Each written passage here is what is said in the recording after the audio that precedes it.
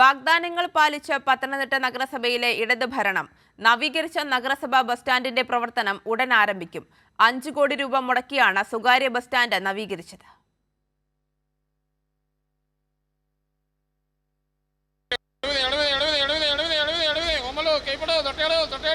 കുണ്ടും കുഴിയും നിറഞ്ഞ ബസ് സ്റ്റാൻഡ് എന്നത് പഴങ്കഥയാകുകയാണ്.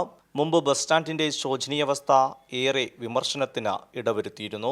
കുണ്ടും കുഴിയുമായിരുന്നു, ആസ്ഫോൾട്ട് ചെയ്തിരുന്ന മുഴുവൻ കുണ്ടും കുഴിയുമായിരുന്നു, വെള്ളമൊക്കെ കെട്ടി നിൽക്കുമായിരുന്നു. അതുകൊണ്ട് കൂടുതലായിട്ട് ആൾക്കാർക്ക് വരാനും പോകാനും ഒക്കെ ബുദ്ധിമുട്ടുണ്ടായിരുന്നു. ഇല്ല, ഇനി ഉണ്ടാകുമെന്ന് തോന്നുന്നില്ല.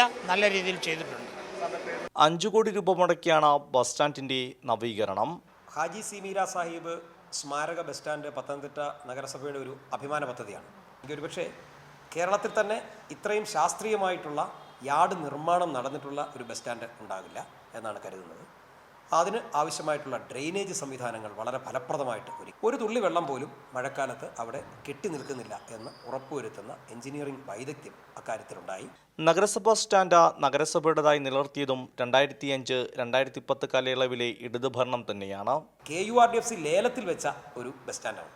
അവിടെ നിന്നും റൂമുകൾ ലേലം ചെയ്ത് ആവശ്യമായ പണം സമാഹരിച്ച് ഇതിനെ തിരിച്ച് നഗരസഭയുടെ തന്നെ സ്വത്താക്കി നിലനിർത്തിയതിൻ്റെ പൂർണ്ണ ക്രെഡിറ്റും LDF ഭരണസമിതിക്കാണ്. സംസ്ഥാനത്തെ ഏറ്റവും മികച്ച സ്വകാര്യ ബസ് സ്റ്റാൻഡുകളിൽ ഒന്നായി പത്തനംതിട്ട നഗരസഭാ സ്റ്റാൻഡും മാറുകയാണ്. കൈരളി ന്യൂസ്, പത്തനംതിട്ട.